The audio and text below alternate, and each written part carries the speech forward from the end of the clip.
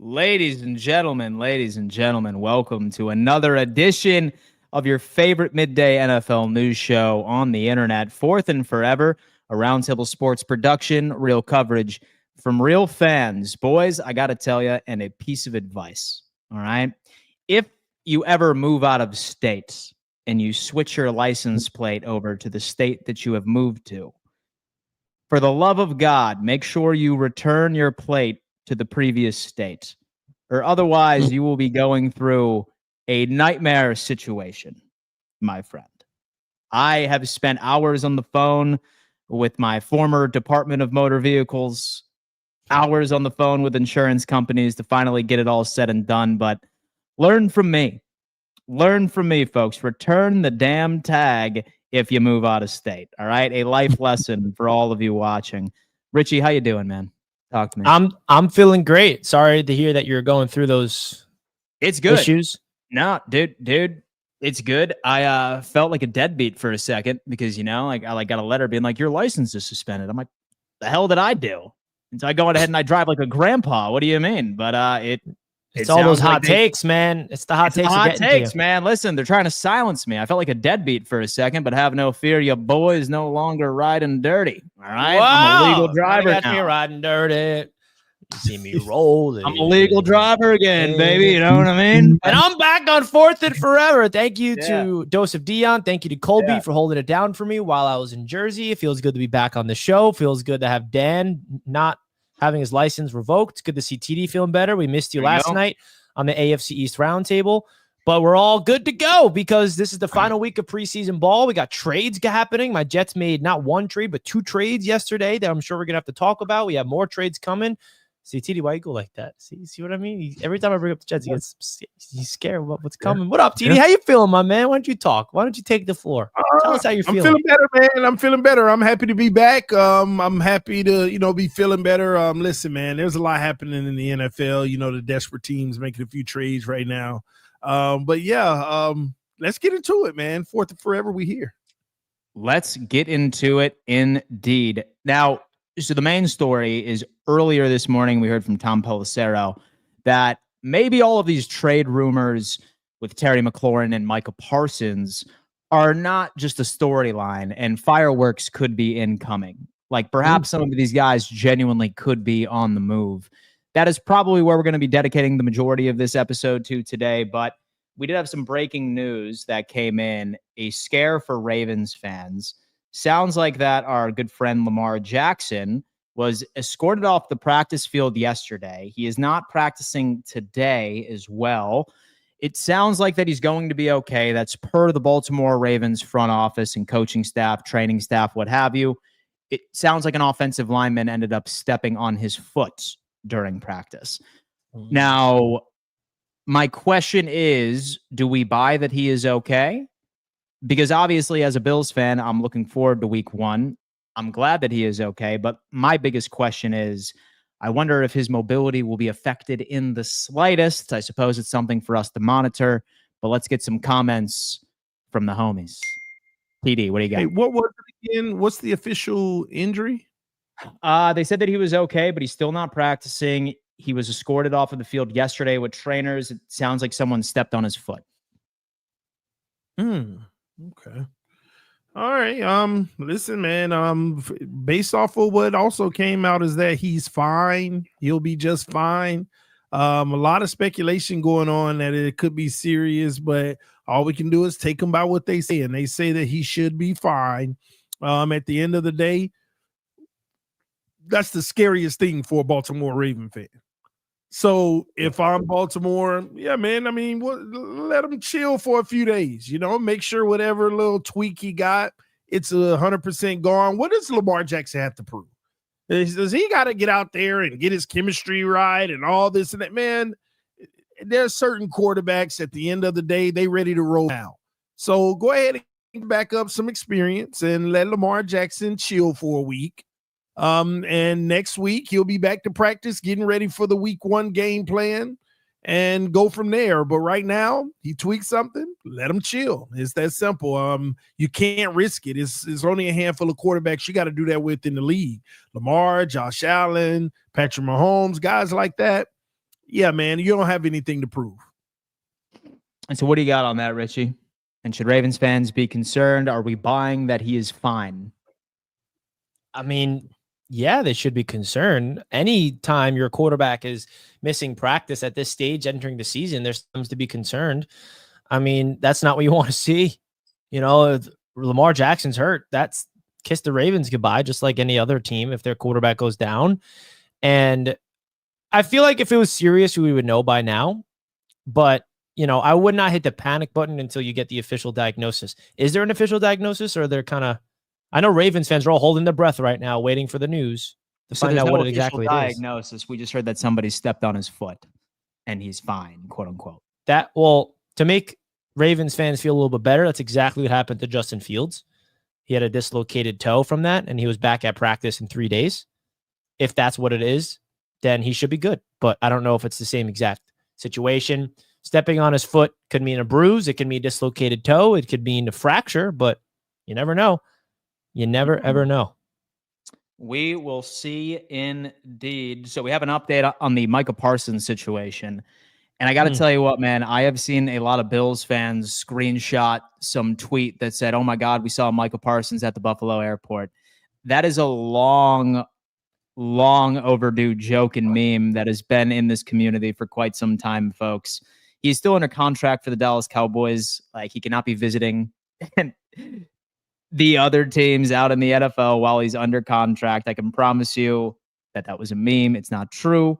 However, I think that things are starting to pick up a little bit of maybe Micah Parsons actually being on the move, at least per what Tom Pelissero said, expect fireworks across the trade market. And we had Jerry Jones chime in. And so our good friend Jerry, he's been going on a media campaign, as he always does when there's a disgruntled player in his locker room. He's saying Micah knows better than anyone that this is a team thing, and you got to put this puzzle together so you can have other players out there playing with Micah. So he's basically saying you need to suck it up, and you need to take the money that I say that you are going to make. From what I understand, I was talking to our Cowboys contributor, Jay Tuck, and from what he understands, it sounds like what pissed off Jerry and why this has gone sideways was that it sounded like Jerry Jones wanted to just deal with Micah Parsons. And the second that he wanted to involve his agent, which sounds pretty customary, like you would assume you would want your agent involved in these conversations, that's when Jerry got pissed off. That's kind of grimy to me, where Jerry Jones is walking around, he's saying, oh, no, you want lawyers involved? Okay, no, we're not going to talk anymore. Because that way, like, you will be informed and ready to discuss this contract, while I understand you probably don't have a lot of a legal background. I feel like this thing is crazy, and now I'm starting to buy into the mold that he might be on the move within the next couple of days. TD, thoughts on Micah Parsons and the recent comments from Jerry Jones? He could very well be on the move. This is a money thing. People forget whenever they used to cry about why isn't Jerry bringing the running back in Ezekiel and this and that, and Jerry Jones said, "Be quiet. I'll show you better than I could tell you," and he moved on. Jerry Jones, and I hate to defend Jerry Jones because I actually don't think he's a good general manager at all. But Jerry Jones has seen enough football to now understand what I've been preaching for the longest. You can't give certain players a majority of your cap space because you will bleed on the rest of the roster. Now, that's contradictory when you gave Dak all that money. You know, so if you're going to give Dak that kind of money, it is a team thing. So why would you give Dak Prescott all of that money? He hasn't proven anything in the NFL. Now, is he a solid quarterback? He's solid, but just like guys like Tua, Trevor Lawrence, and all of these guys, they're good enough not to be good enough. And you need everything around them to actually win meaningful games in January. That'll hopefully get you into February one day. And I'm thinking like, hey, Jerry Jones may be starting to figure that out, but you've already tipped the scale and gave Dak the richest contract in the NFL at $60 million a year, continuing to allow that cycle of overpaid guys to happen. So you're contradicting yourself, Jerry. I actually understand what you're saying, but you shouldn't have did that with Dak if that was the case. Now, I understand people are going to argue, I mean, what, you're supposed to let your quarterback walk? People have been saying this to me even about Russell Wilson's 2 contracts before Seattle finally moved on. Yes, you're supposed to walk at some point. At what point are the NFL owners going to tame the salary cap and say, you know what? No more setting the market. Y'all ain't worth this. Y'all ain't worth this. The best in the league ain't even getting what some of y'all are getting. So you're not worth it. Somebody got to stand for something or fall for anything. And but it's too late for Jerry. You done gave Dak the money, so you might as well keep down this crazy road and give Micah it too and be an average team. And that's what you've been regardless if you spend money or not. So yeah, that's how I feel about it. Damn. Tell me how you Very really feel. passionate response here from TD Finstock, being like, I'm getting sick of 3 players being 70% of the NFL cap space. All right. It's Spread the crazy. wealth. It really, really is. In fact, somebody look up how much CD Dak and so account toward the cap space and what Micah Parsons would be. It's pretty insane. Richie, thoughts and comments on Jerry Jones' comments. Do you agree with them? Talk to me. It's just getting to the point where Jerry Jones is a master of getting everybody to talk about the Dallas Cowboys. Damn. That's what this is. Yeah. He just wants everybody to talk about the Cowboys. He wants every single time you turn on Fourth and Forever. Look at us. What are we doing right now? Talk about Jerry. And what is ESPN doing? What Talking is about Jerry what is Jones, FS1 baby. doing? What is every single talk show that covers the NFL doing right in this moment? Talking about Jerry Jones. This is what he loves. He knows that this is how the Dallas Cowboys dominate headlines. This is what he prioritizes, which is why I think the Cowboys have not been successful as of late. And I'm also not falling for it. What is this, 3 years in a row that we're going through this? I think Parsons is going to get paid at the last minute, just like Dak got paid at the last minute, just like CeeDee Lamb got paid at the last minute. It's the same thing. And we're all like, oh, like Jerry Jones, instead of just giving Micah Parsons the contract a month ago and be quiet, he wants there to be issues. He wants to go on all these other shows for interviews. He wants the Dallas Cowboys to be talked about. And he's a master at it. He literally is Emperor Palpatine. I'm telling you right now, that's who he is. It's for my Star Wars people in the chat. Like, he just has, you look into the front office of the Dallas Cowboys and you see how he operates. If anybody watch anything Star Wars, it's literally an Imperial starship. That's how I look at the Cowboys, man. They're running this team like it's the Empire. It's hilarious. But yeah, that's my thoughts. That is his thoughts, man. You know what? And then I mean, we'll see what Dallas does. We'll see what Dallas. It'll be $140 million, by the way. How much is CD getting? 40? Yeah. Yeah, so Dak 60, CD 40, and Micah's going to be around 40. It's going to be $140 million. Isn't that 3 about players? What's the salary cap right now? Like 280 or something like that? 290? Yeah. Come on, man. That's 50%. 50%. Now, I know the way it's structured, the cap hits are lower and then they build and all of that stuff, but it still impacts the overall roster. So, Exactly. Cowboys, they're in that purgatory mode. It's still definitely an investment, right? It's basically just like making a purchase with a credit card. You know what I mean? Mm-hmm. It's basically like, like maybe your payments aren't that bad, but at the end of the day, you still owe a significant amount of cash. And that dead cap is going to catch up. Yeah, exactly. Exactly. But look, like we heard from Tom Pelissero, and I guess that we're going to have to be looking at quite a few trades. And there's been some trades already. Some shocking ones, some not so much. Like yesterday, I did know that we touched briefly on the AFC East roundtable, but Harrison Phillips is now a New York Jet. And I got to ask you, Richie, first impressions. And so have you heard anything like after watching his tape, like what he provided for Minnesota and Buffalo back in his prime? thoughts on Harrison Phillips being a New York Jet? Well, stay tuned because guess who I had as a special guest on Jets Media today? That's going to be uploaded later this evening. Mr. One Bar. Oh, I thought it was Harrison Phillips, man. Yeah, I had Harrison Phillips I was on excited. the show. You imagine? I was excited. No, but I had One Bar, who is our Minnesota Vikings creator on the NFC North Roundtable. And it's funny because the news broke live on their show, just like it broke live on our show. So he reacted to it. And Jets fans will hear from him. He is like him in every single. All right. Here we go. Yeah. Some say he was roommates with Christian Wilkins. I love it. Oh, no, man. But dude, Vikings fans are really upset with this trade, and Vikings fans don't understand it. And from their perspective, they're waiting to see another move because they think this is, they feel like they did not get nearly enough back for the type of player he is. He's a captain for the Vikings, and he was the best defensive tackle on that team. There's a play where he sacked Aaron Rodgers last year when we faced off against him, which is a great thing that I was able to put on X if you want to show that highlight. And this is a rock, dude. And this is a guy that's going to be next to Quinnen Williams. And the Jets, the one issue we have on this defensive line personnel-wise was we lack bodies against the run next to Quinnen. And the Jets added him, and this is his specialty. Been in the league for 8 years, 4 years with the Buffalo Bills, 4 years with the Minnesota Vikings. He's a great locker room presence. And the Jets gave up nothing for him, and the Vikings are paying half of his salary.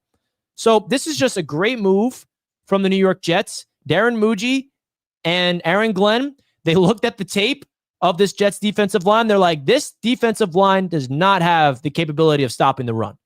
And they addressed the need by bringing him in, a veteran, and by trading for Jawan Briggs from the Browns, who is just more of a younger guy that's going to provide depth there that specializes in that. So I think it's a great addition to this defensive line. If there was one weakness of this defense heading into the season from the Jets fan perspective, it was interior defensive tackle depth next to Quinnen, specifically against the run. And we just plugged in that hole. And this is a guy that's an Iron Man, captain, giving up basically nothing for it.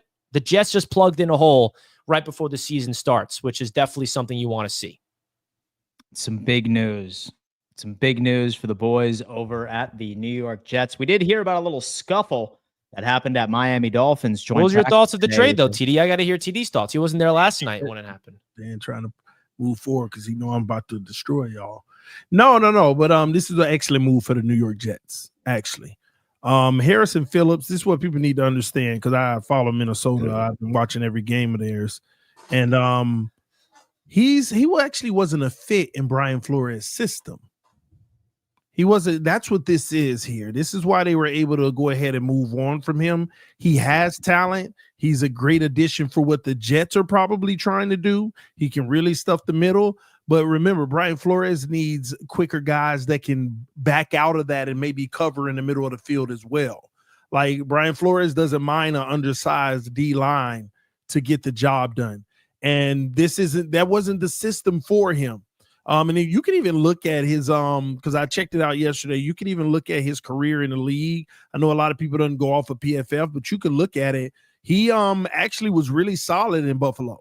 And he was solid at first in Minnesota, but when Brian Flores got there, it was kind of his lowest grades because, again, the type of scheme that he runs, it doesn't really fit with what Minnesota and Flores wants to do.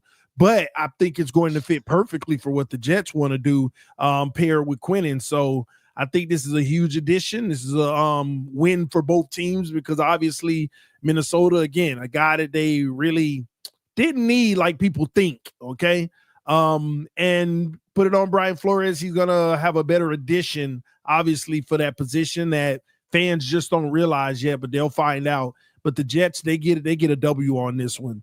This is a good addition for a guy who will better fit what they're trying to do. And let me just show you one quick preview of what's to come in week number 1. Just a little preview.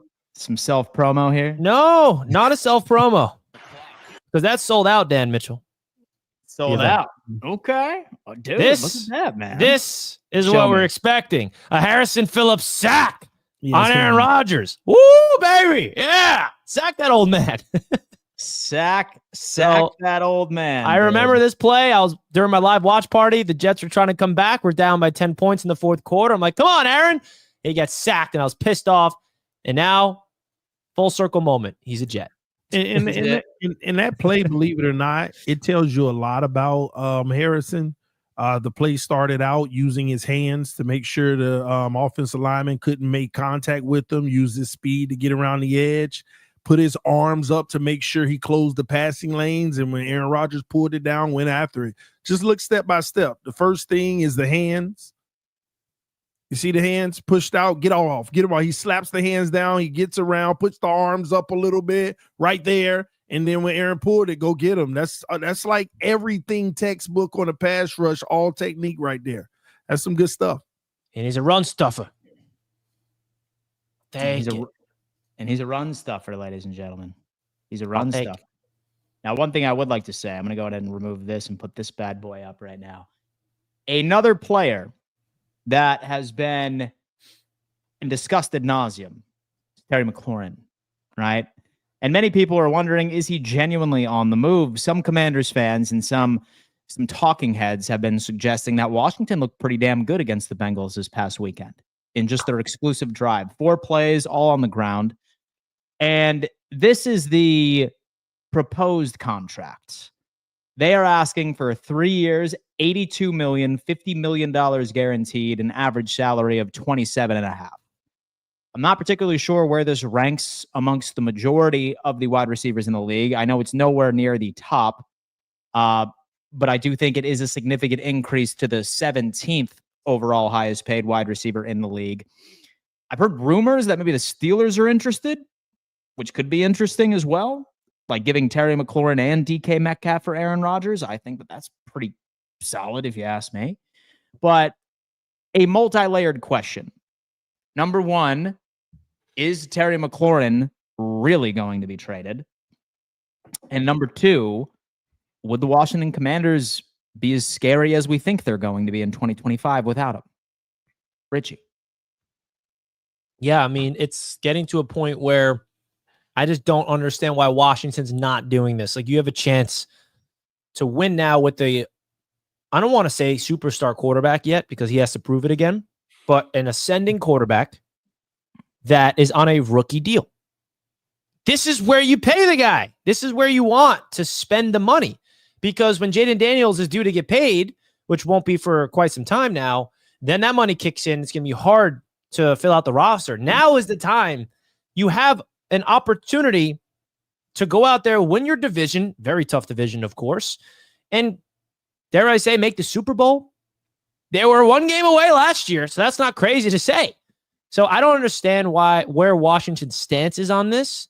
I just don't, especially when you look at Terry McLaurin's longtime Washington Commander. He was with the team since they were the Redskins. Like, that's how long back it goes. So Terry is a face of the franchise. Take care of the guy. Like, I don't understand this. If I'm a Washington fan, I'm pissed off about this situation. But if they trade him, that's an issue. You got Deebo Samuel in the building, and they're also shopping a running back, which I also wanted to talk about because the Dolphins are potentially interested in trading for him. But I don't understand what Washington's doing right now. You have an opportunity to go all in to win a Super Bowl. Why not keep the guy that was the reason why one of the big reasons why Jaden Daniels was able to break out last year, being the reliable weapon? Mm-hmm. Well, it's funny. Is the Commanders' offense then really that scary without Terry McLaurin? I don't believe so. But I don't think I don't believe so. So one thing I would like to point out is Richie did make an interesting thought here. Where the Commanders are currently at, $17 million in potential spend. And so I'm not as well versed in their offseason transactions, such as restructures. Maybe they could create some more space. But if this contract were to come to fruition, year one would be a $15 million cap hit. But where they currently stand, it's at 17. I think where is Terry on this damn thing? Right now his cap hit's 25. So technically you would be able to even increase this number by a significant margin of where he's currently already at 17 by itself. And then even in 2026, They're still at 75 million, fourth in the NFL. So again, I come to you confused why they are not entertaining signing this guy. It's not like their future cap is going to be affected at all. Maybe they're trying to get younger, especially since they're trying to ship off Brian Robinson with no real successor. I have no idea. TD, thoughts? I have no clue. Like, give the man his money and continue to build on what you have. I think that was actually a fair contract with what's being proposed. If you can get only 2 years of guarantees, that would be perfect. But maybe, just maybe, Washington is saying we want a young guy that can build with Daniels. And that's what we're going to be pursuing potentially next year in the draft or whatever it may be. That could very well be it.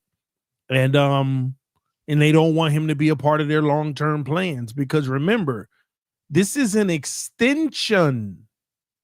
All right, a restructured extension, which means he already under contract for this year. It'll extend on more guarantees and things like that, which could lock him down for 3 years. And I could understand that sticking point with his age where you only want to be locked down for 2 years if you have to.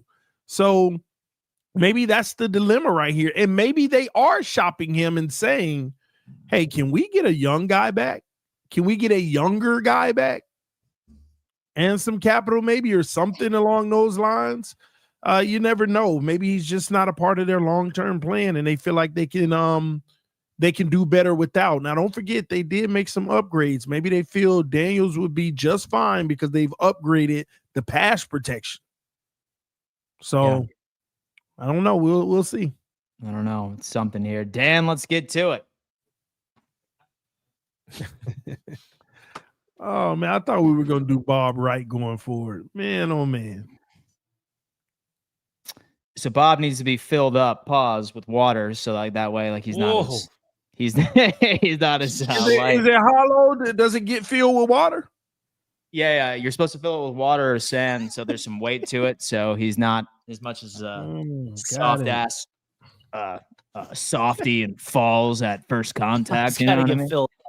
Bob's about to get filled up after the stream, baby. You already know. Anyway, TD. And you know, Buffalo. Any of our members, please spam the Bob emojis in the chat now. TD. And you know, Buffalo hasn't won a road playoff game in the last 32 years. That's why they need the number 1 seed. Hey, yo, someone's coming in, people. Oh, man, relax. Oh, man. All right. Anyway, let's go on ahead. Let's go on ahead and move on. All right. Okay. Yes, 200 like buttons at least. We're going to laugh in the chat. Hit the like button, man. Yeah. Guys, listen, we have 461 of you in here right now, 339, which is absolutely insane. Please do us a favor and hit that thumbs up sign. Let's get it up to 330 at absolute minimum. Our goal is to create the largest live chat community on the internet across the NFL.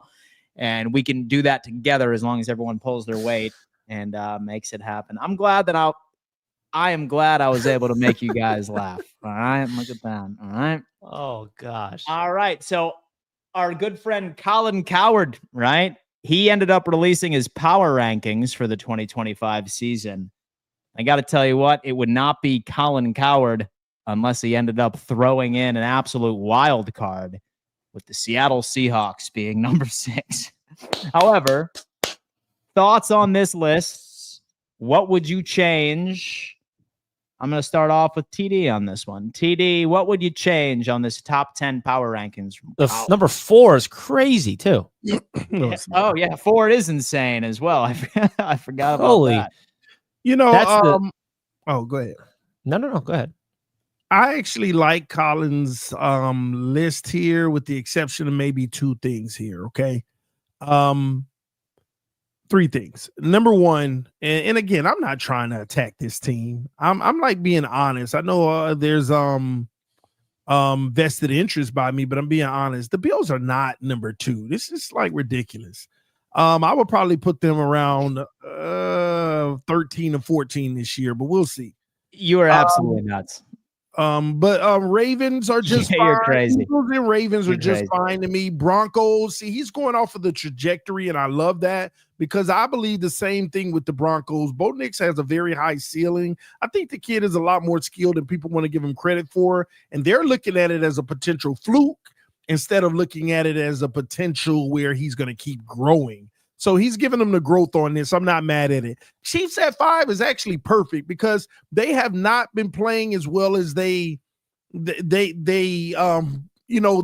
up every year. And this team is compromised. But they continue to win in the postseason when it matters most. So the key is just getting there. But the Chiefs at 5 is good for me. Seattle, that is aggressive. That's aggressive. That's aggressive. I'm not sure I would even have them in my top 10. But we'll see how that goes this year. The quarterback switch up. Let's see if that can live out properly. Commanders, that's who I would have pushed higher. That's the team that I would have put instead of the Bills at 2. I would have pushed the Commanders a little higher. Rams, everybody has this infatuation off of living off the past. So that's why they're there. I just don't think they're as special as people think. They're still living off of the previous Super Bowl and all of that stuff because it's the same staff. Packers, I pushed them out of it. I would actually, here's a hot take. I would replace the Packers this year with the Cowboys. I would replace them. I think the Cowboys are going to be a better team this year, healthy. Yeah, I agree. And a lot of people aren't talking about that. Lions at 10, can't be mad about it. I think they're in that 6 to 8 range, but 10, hey, they're on the top 10. Yeah. So I'm not mad at this list at all. One team that's missing on here, but rightfully so, I would have to go with the Bengals. Putting them like 9 or 10 on the back end. Again, they are way better than last year. Put off. So yeah. Folks, we just witnessed rage bait inception right there. Okay. We were reacting to rage bait and TD provided his own rage bait with that analysis. You don't believe the Cowboys will be possibly top 10? No. So the whole thing about having the Buffalo Bills at 13 is absolutely insane. That's not negotiable. See, so Bills like being at 13, like, all right, dude, you know what? All right, look, my 2025 NFL season resolution is not to bite into rage bait. I am above that. I will not buy into rage bait this year, my friend. I will not. I bought it. When was it when you guys got after? Was that earlier this week or last week? I think it was in Phil Bob. Relax. It was Tuesday. He got mad that they're not making the playoffs this year. Oh, no. I think it was a couple of episodes ago. Oh, God. Richie, first glance, we're looking at Colin Coward right here. His top 10. All right, relax. Go ahead. Oh, gosh. That's never going to stop. Listen, shout out to everybody tuning in, by the way. We got 360 live on YouTube. We appreciate you guys. Smash a like button if you didn't already. Subscribe to the channel, baby. We want to make this the #1 NFL show on the internet, and you guys are making that possible. I think that it's an interesting list. I would definitely put the Bengals on here and the Cowboys. I think the Lions are too low. I'm sorry. I may be the only guy here, but this nonsense of the Lions just going to take a giant step backwards is absolutely ludicrous. Yeah. Like, absolutely ludicrous. People are like, yep, Lions are going to stink now because Ben Johnson and Glenn are not there anymore. I'm not that person. They have so much talent, dude. Like, the Lions are not a team that is just coached well and making these lesser guys look good. No, they arguably have the best roster in the NFL, and they are very talented. So I do not see the Lions at number 10. I would still put them in the top 5. Absolutely. What? Tell me why. Is it just because of the coordinators? That's the only reason? Like, who do they lose personnel-wise that makes me believe they should drop below the Packers? I mean, what are we doing here? Right? So that's one team I think is really disrespected this entire offseason. I think they're going to prove everybody wrong. I think that there's not going to be as much of a drop-off because Dan Campbell is the head coach, and he understands what Ben Johnson and Aaron Glenn did, and he's going to coach up his coordinators to do exactly what they did in a new way, in a fresh way. They did not do anything in a way that's negative in the offseason. So that's one team I think deserves a little bit more love. I agree with TD on the Cowboys and Bengals. They should be up on here as well. And the Broncos, that's a bold take. I mean, if they're like, I think people talk about the Broncos in a way more of they're taking a step back instead of thinking about what if they take a step forward. Mm-hmm. Dan and Colby are like, especially Colby, because everyone Drake May. Who Drake May? Bo Nick's going to take a step back this year. Right? That's their narrative. Like, oh, dude, Drake May's better. Dude, he's going to take a step forward. Bo Nick step backwards. But what if Bo Nick's improves? That's a scary sight. The Broncos have a real defense. They have everything they need. Sean Payton is a legit coach. So that's a team that I feel like everybody's assuming they're going to take a step back. But what if they don't? What if they improve? But one team I also noticed that I don't even see on the list, which is an interesting one, who was a playoff team last year. Yep. Minnesota. The Los Angeles Chargers. Chargers. Oh. Yep. Yeah. Ooh. Yeah. That's another team. So, Man. so additionally on top of that is the Tampa Bay Buccaneers. Yeah. So how are you going to take Baker off of this? So where are the Dolphins? Like 22nd? No. We'll Have be to. around 11, 12. But we're talking top 10 Still right above now. the Buffalo Bills. Still above the Buffalo Bills at 13-14. Barely though, Dan. I'll give y'all credit. I'll give the Bills credit. Barely. We're barely. Oh, Okay. Barely. All right. So you know what? I did take it. So it is my responsibility of making my own power rankings list. I will tweet it later, but just for a little taste. Okay. And Richie, you tell me your thoughts on this list. Okay. Number 10 is the LA Chargers. And so solid team. And so I'm very high on Harbaugh year 2. Same thing with Lab McConkey and Herbert. Slept on defense, etc. 9, I have the Cincinnati Bengals. 8, I have the LA Rams. 7, I have the Tampa Bay Buccaneers. 6, I have the Washington Commanders. 5, I have the Kansas City Chiefs. 4, I have the Baltimore Ravens. 3, I have the Detroit Lions. 2, I have the Buffalo Bills. And 1, I have the Philadelphia Eagles. So y'all would put the Lions ahead of the Ravens? Yes. I think that's a way better list than Colin Coward's. Yes. But it's also, this is Colin Coward's list projecting what the season's going to be? Yeah, that's a different list. It has to be projecting.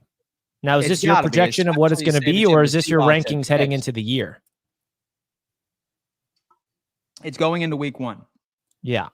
Then I don't know if Coward's list is that. I think it's because like Broncos at number 4 is just ridiculous. That's just not what the ranking should be. Maybe he's projecting. You definitely are high in the Lions. I appreciate that.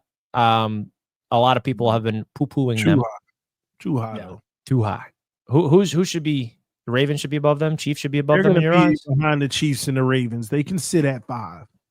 No, they got to sit at 6. I put the Commanders above them too. Why? They got to sit at 6. So I got to tell you what. And who eliminated them last year, by the way? So the Washington Commanders did, but so I look at the Lions like this, right? Right now, so those 2 brand new coordinators are going to be head coaches more than likely in 2 years because of their personnel. The Lions personnel is so good that either one of us could be the offensive or defensive coordinator, and we would be getting looks for head coaching positions the following year. This personnel is just far too good. And last year, we have to remember that they had, I think, close to 40 to 50% of their defensive starters on the IR that missed out on the season. So you have the return of Aiden Hutchinson, like have a few more like quality personnel coming back. And remember, like these new coaches were disciples of, so Aaron Glenn, and same thing with Ben Johnson. So I don't really see there being many changes in their overall philosophy with play calling. I'm still very high on the Lions this year, but it has everything to do with their personnel. So to rebuttal that a little bit, Dan, I mean, I get putting the Lions up there, but above those teams, what bothers me is like the Commanders, right? First of all, they eliminated them. And the only thing that I could say from the elimination that gives the Lions an excuse is health, right?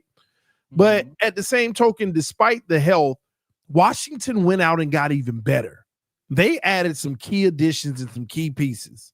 And again, one of the biggest, we got to not forget, they added Laramie Tunsil on that offensive line and to help solidify the run game and the pass blocking game. Washington is going to be, has the potential to be a much better team than they already were. Like we got to recognize that Washington can take off this year. So I'm just not sure I could sit the Lions because there's also growing pains for the new coordinators. I mean, these usually they don't just come in and hit the ground running unless, they're established in this league for years like the Eagles coordinators. So I'm not sure, man. I think Commanders are going to be a better team than the Lions this year. So we have some breaking news and some unfortunate breaking news, ladies and gentlemen. It sounds like the Buffalo Bills at the CB2 position cannot stay healthy to save their damn lives. Tre'Davious White was carted off of the field at practice today. First of all, that's not good. I hope he has a speedy recovery. And I hope he's okay. But this is my thing, Dan. I don't believe in y'all defense, and y'all are struggling in that secondary. Are we going to keep on acting like y'all got y'all stuff together in that secondary right now? Y'all are having issues. Your safeties and your cornerbacks, that is not a good look going into the season. That is a major concern. No trolling involved. I think y'all are in trouble in the secondary. So the thing is that it's not the secondary for me, because what saved us last year was our propensity of being able to take away the football. Say, for example, that you were to come up to me and say, Dan, y'all's problem is not getting to the quarterback, then I would totally agree with you. That is our issue. Like when you're consistently seeing a quarterback convert a 3rd and 11 or a 3rd and 12, that's not on the secondary. Especially say that the QB has 5 to 6 seconds to find an open man. I could care less if you have a top 3 secondary in the NFL. If you give a quarterback more than damn 5 seconds to find an open man, someone's going to be open. The issue with Buffalo is and always has been the pass rush. Can we actually get the quarterback on his ass and not be this bend but not break type defense? As far as depth, yeah, for sure. Like right now we have Christian Benford, who's solid. He's going to lock down that side of the field. I'm confident in Taron Johnson being out of the slot. But now we're in an interesting position with CB2 because Maxwell Harrison, who we drafted, he hurt his knee. Now we're seeing Tre'Davious White being carted off of the field. What's his status, though, Harrison? Wasn't that not as serious as you thought? No, it's not. But Sean McDermott's probably going to make him just like make up for all of those like lost reps. And like we're not going to see him be a significant contributor, I'd say, really until about week 7, week 8. And that's probably even being. Yeah. But it's tough. So like now, like maybe that like makes a path. Maybe that makes a path for Dane Jackson. Like maybe that makes a path for Dorian Strong, the guy that we drafted in the 5th or the 6th round. So Dorian Strong, Storm Duck. It's strong. Like, dude, look. So here's the deal. Very oftentimes you can see an average secondary get elevated by a quality pass rush. So of all of these moves that we made in the draft, if Joey Bosa and can go out there and be a healthy Joey Bosa and a key contributor, a lot of the times you can mask an average secondary with a high-quality pass rush. So that's our best hope right now. Like, that's quite literally our best hope. That, and let's go ahead and cross our fingers that for some which way that we can still, like, make as many takeaways as humanly possible. But this is some shitty news. I'm not going to lie to you. Dan, I don't want to call you out, bro. But you made a TikTok. You literally made a TikTok talk about how concerned you are with your secondary. I said safeties. Yeah, now you get Trey White going there. Remember, old Trey White, man, he's good. He's looking good. And, oh, man, we're going to be fine. He just, like, Dan, just say our secondary is a concern. Just say it. It's more so the pass rush. I have been on record saying that pass rush is my biggest concern for this team. I still do. It may be the biggest concern, but that's even more of a problem. Your pass rush is the secondary. So last year, right? Last year when we ended up leading the league in turnover differential, the CB2 position, who was donned by Rasul Douglas, he created 0 turnovers. So out of all of the turnover differential that we were fortunate enough to get last year in 2024, all of those key contributors are still on the team and are healthy and are ready to play. So CB2 is something, right? And with Taylor Rapp at safety, he's quality, but like he can never stay healthy. So as long as Taylor Rapp's okay, then I'm not going to lose sleep maybe over one free safety that's maybe going to get targeted 2 or 3 times, like with each and every single game. And let me ask this Pass rush question, for me, which is big. as much of a concern as the Bills secondary and all the injuries, wouldn't you say that it's still better than the Dolphins secondary?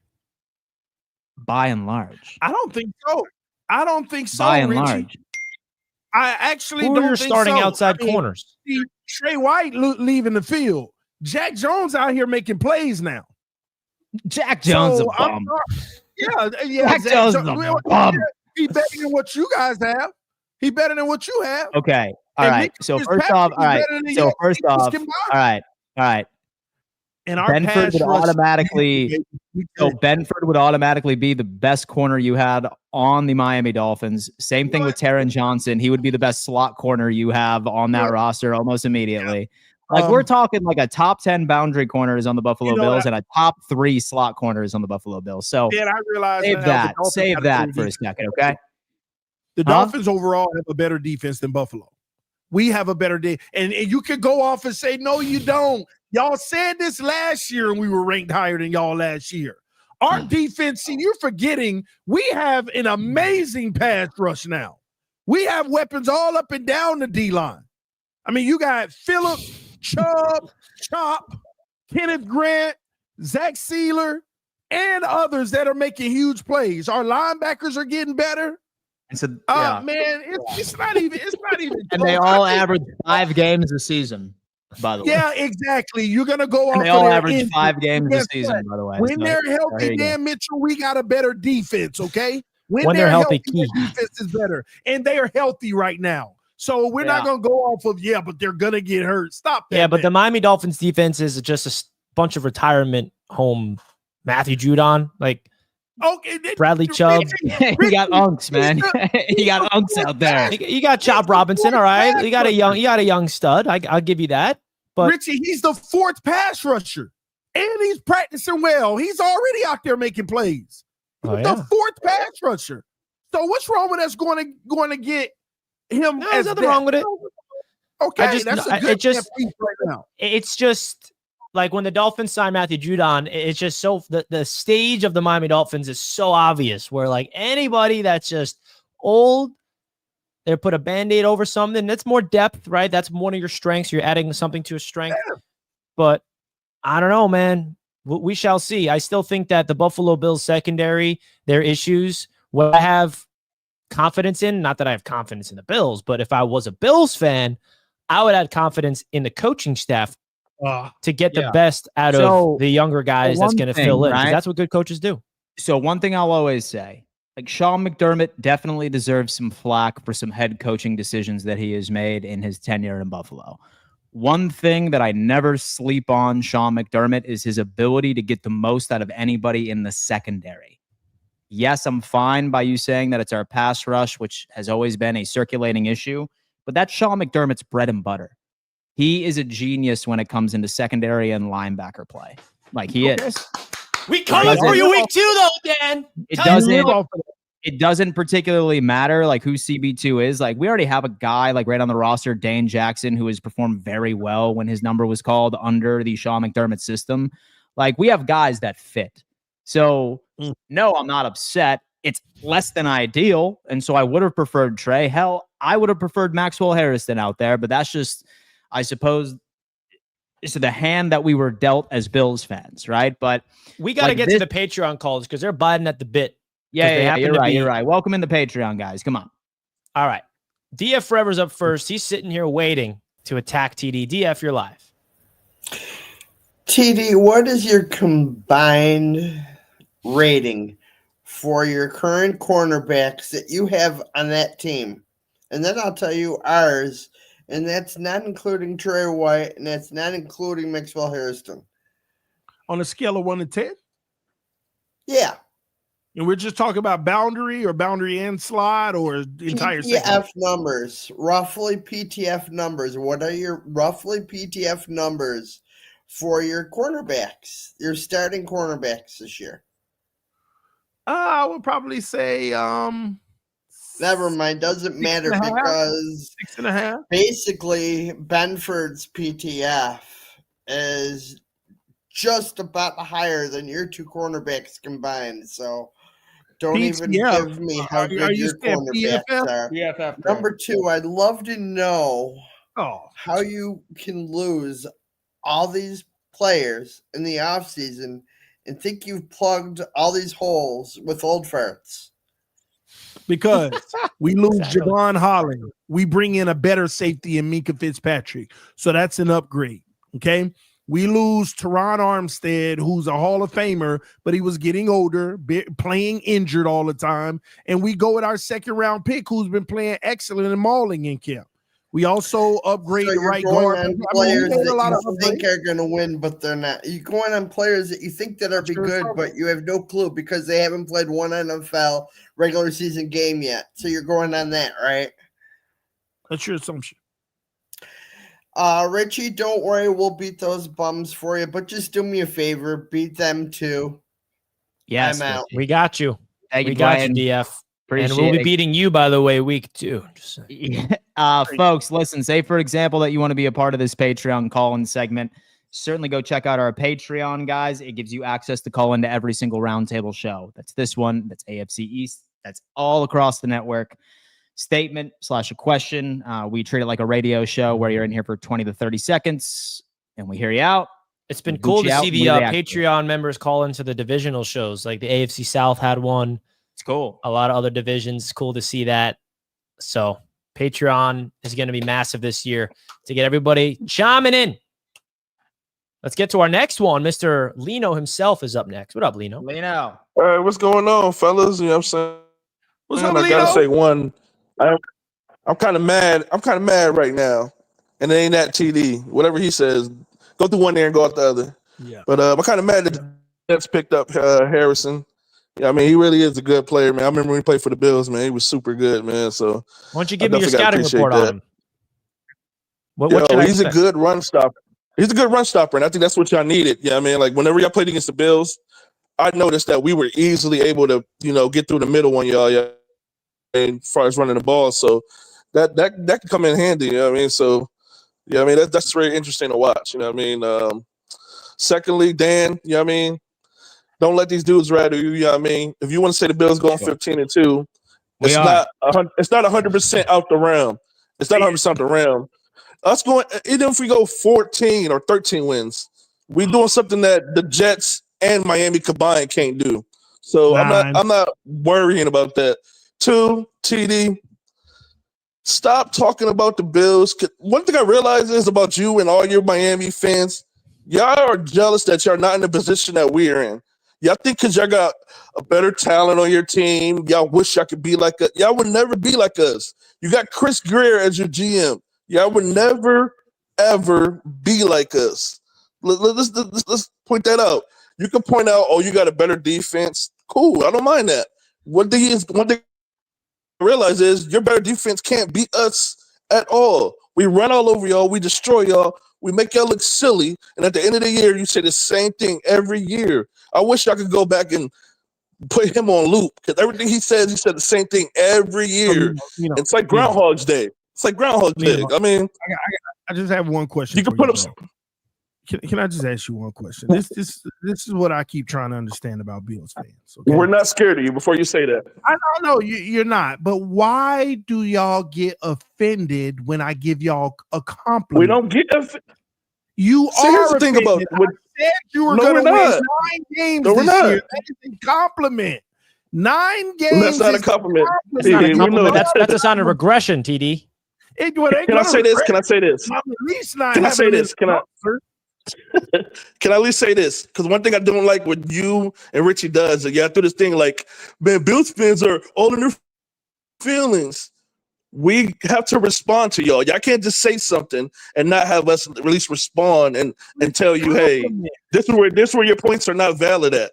You know what I mean? Like, we can at least say that part. I see Richie get all in his feelings when we talk about his quarterback can't throw, or when we talk about Sauce Gardner washed up. That boy have a whole hissy fit. He go up talking to ducks and stuff. So we have the right to do that. You know what I mean? Talking to ducks and stuff. I mean, Dr. Doolittle, man. Like, I don't understand it. You know what I mean? So those are my geese. That's why keep them out of this. But one more thing, though, I will say very, very important, man. On behalf of the Bills Mafia, TD, though, I like to definitely apologize, man. You should not receive no threats. Everything we do on here is fancy banner. You know what I mean? We love going at each other. You know what I mean? But I don't like the threats that, you know what I mean, come your way. I mean, I love your takes and everything like that. I don't like to see anybody, you know what I mean, go at you about anything. Trust me, man. Bills Mafia do like you. We wish Omar Kelly was here because we like him 20 times better. But, you know what I mean? So my man Omar Kelly, though, I said what's up. I know you're going to see him later on tonight. Tell him I said what's up. But it's all Frenchy better, man. You know what I mean? I got much love for you and for my man JD the Great, you know what I'm saying, Glenn, CB. Also got love for some of the Jets people, like Jets Forever, Hennessy Heisman, you know what I'm saying, and Lovesky and everybody, man, and my man Parks. So we wanted to show that love, you know what I mean? Everything is Francie Banner, people. Don't get out of your feelings. Everything is Francie Banner. Appreciate you, 100%. Lino, appreciate the call, man. Yeah, that was awesome. Lino is the guy. Thank you so much, man, for coming on in. I appreciate his objective take on the Jets trade. I never heard him say some good things about the Jets. How about that? Dude, you know what, man? He was the first. Dude, he was doing his thing, man. But, folks, it's going to have to do it. RotoWire. Oh. Well, let me tell you what. You want to know why I forgot about RotoWire? So why I forgot about RotoWire was because I have already accepted the fact, ladies and gentlemen, that I am going to win my fantasy football league this year. Why am I going to win it? It is due to RotoWire, the ultimate draft kit on the market today. It is your assistant general manager when it comes into your fantasy football draft. Mine is on Saturday. I have done way too many mock drafts, but I know my perfect plan, and my perfect plan was created via this RotoWire draft assistant. If, for example, you guys are interested, and you should be, if you want to take your fantasy football season seriously, go download this. Link is in bio. Use code RTS for 15% off. I guarantee you will be thanking me later. It's the most in-depth fantasy football draft kit on the market today. Shout out to RotoWire. Folks, I'm excited for my draft using RotoWire as well, man. 15% off. Take advantage if you want to win your leagues. Mine's on Saturday, dude. Mine's on Saturday. Me and my boys, bro, like we actually ended up buying a ring, like a fantasy football ring, bro. Oh, wow. I know, bro. But then and so if you don't think that I'll be wearing that to all special occasions, I mean, you don't know me. When we start our league together, Dan, we'll see who actually wins, because now I got to compete with you and say I'm going to use RotoWire better than you. How about that? Oh, okay. All right. Well, folks, thank you so much for tuning in to another edition of your favorite NFL midday show on the internet. Richie, what do you got to say to the audience before we let them go? Thank you, as always, folks. We want to make this the #1 NFL show on the face of the planet at this stage of the season. All right. We appreciate it. Football. Man, it feels good that everything's back in action. Final week of preseason. We'll see you guys tomorrow. Same time, same place. What do you got, TD? Man, great episode. Good conversation, man. I love these top 10s and stuff. Getting to break them down always. And don't forget, we have the Patreon segment that we're going to release over the weekend of the playoff predictor. So make sure that you tune in for that for all the Patreon members. And if you want to join the Patreon, link in the description. You get that bonus content. Folks, we appreciate you tuning in. As always, smash that like button, subscribe, and turn on bell notifications if this was your very first episode of Fourth and Forever. And we'll see you tomorrow. Same time, same place. Bang! Appreciate you guys. JJ McCarthy is going to surprise a lot of people this year. He's going to have a very good season, but keep hating on him. Thank you for the $5 super chat, Trey. We appreciate that. People are sleeping on JJ. I'm not going to lie. TD, you know, we've read this, right? You read all these. So we appreciate the super chats. We're out, guys. See you tomorrow. Love you all. Peace.